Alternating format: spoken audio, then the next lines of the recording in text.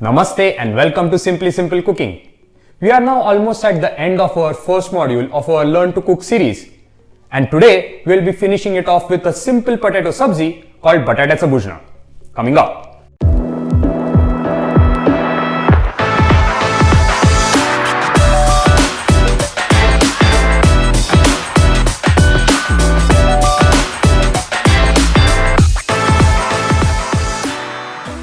Just a simple dal rice and some potato sabzi makes a very homely and satisfying meal. Well, we have seen how to make dal rice in my previous video. Today, let's make a sabzi and finish off the meal. Most Indian sabzis require the classic Indian tadka, which requires some time to master. And I will be covering that off in my next video. But today, I am going to show you a potato sabzi which doesn't require this tadka. It is called Batatyaccha Bhujna and it hails from the Pathai Prabhu community of Mumbai. As always, don't forget to give me a thumbs up and do subscribe to my channel, and also press the bell notification icon so that you never miss a video I upload. If you have any questions or if you have any suggestions, please feel free to give me the comments below. So without wasting any further time, let's check out the ingredients. For this, I have taken 2 big potatoes cut into round slices. Well, I have kept their jacket on. If you want, you can always peel off their jacket. Around 3 medium-sized tomatoes. Again, I have cut them into round slices. 2 medium-sized onions, finely chopped. A lot of finely chopped green coriander.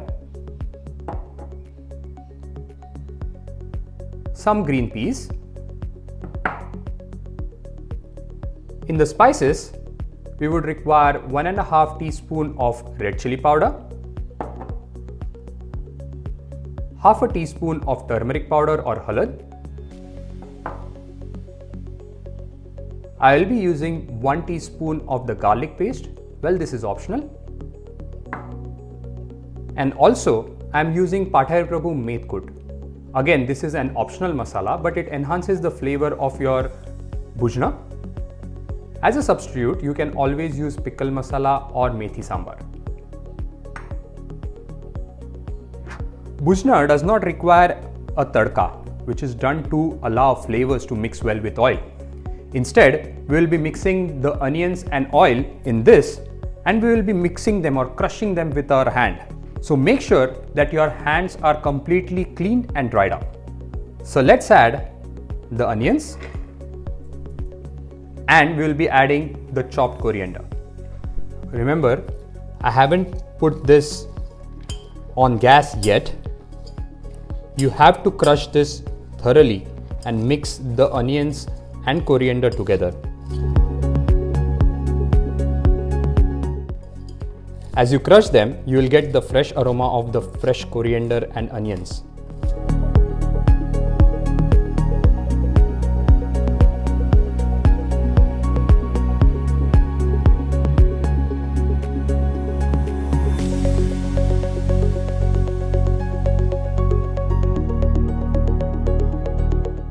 Once the onions and fresh coriander is crushed, let's add some oil in it.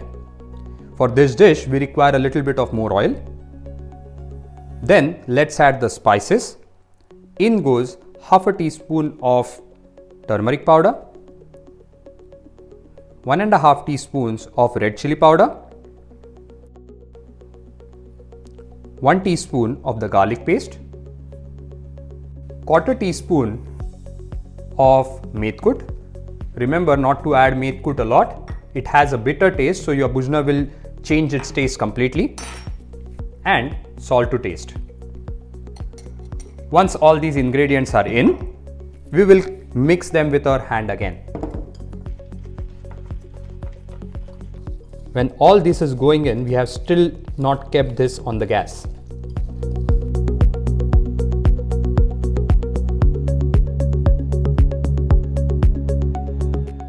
Now, once everything is mixed, it's time to arrange the other ingredients. So let's start with arranging the potatoes. Now I'm starting with the potatoes first because potatoes require more time to cook than tomatoes. Now bhujna is also made in different ways. Well, there are different versions of bhujna. Some of them do add tomatoes, some of them don't like to add tomatoes.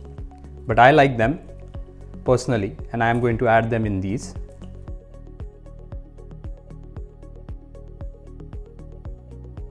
Now let's arrange the tomatoes on the top. We are going to cook this in this way itself, and we are not going to stir them. So when the final dish is prepared, they will be arranged in this way.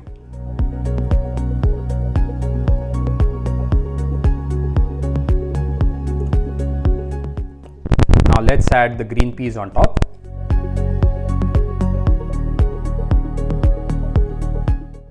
We will add a little bit of more oil on the top. Finally, add some water. Not a lot, because as the tomatoes start cooking, it will release its own water. Just give it a shake so that the water mixes with all the spices. And now let's keep it on the gas. So let's place this on the stove,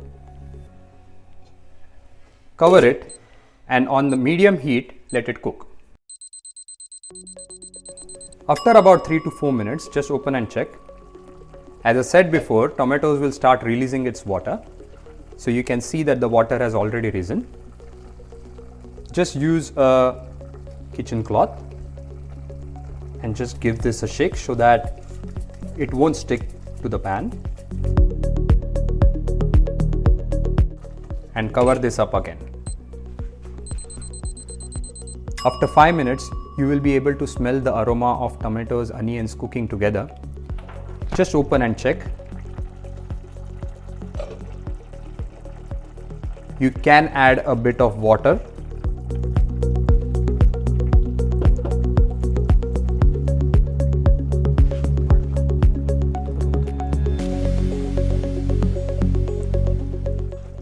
Just like before, I will again give it a shake. You can see that it is coming together now. And now I will cover it up again. I will let it cook for another 5 to 6 minutes, and then our potatoes will be cooked.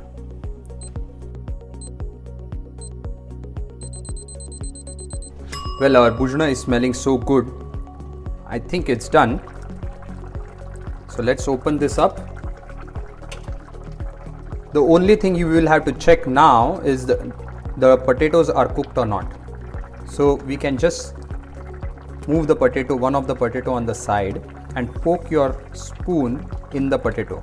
If you can poke the potatoes like this, that means the potatoes are now cooked and you can take it off the gas. Now that the potatoes are cooked, let's take this off the gas. Wow, doesn't it look wonderful? If you like more coriander, you can always garnish it with some more.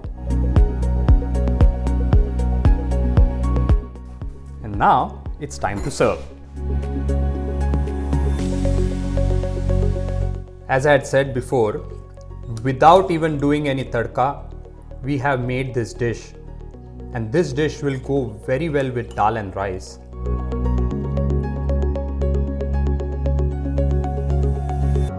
There it is. This bhujna goes very well with chapati.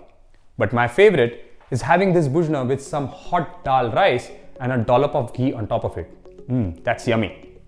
Well, now you can get the entire recipe card of this dish and also full details of my Learn to Cook series on my website simplysimplecooking.net.